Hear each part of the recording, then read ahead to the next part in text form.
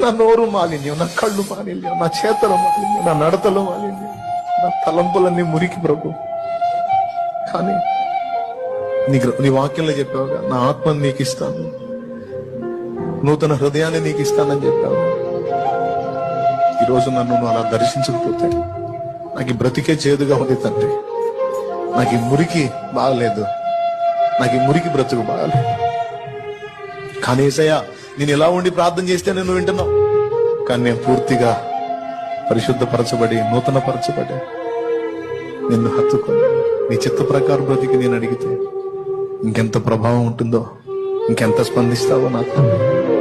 నన్ను కనికరించయ్యా, నీ రక్తంతో నన్ను కడిగయ్యా. నేను పరిగెత్తనయ్యా, తిండికి పరిగెత్తను, మరి ఏదో పోతుందని పరిగెత్తను, నీకోసం వచ్చాను.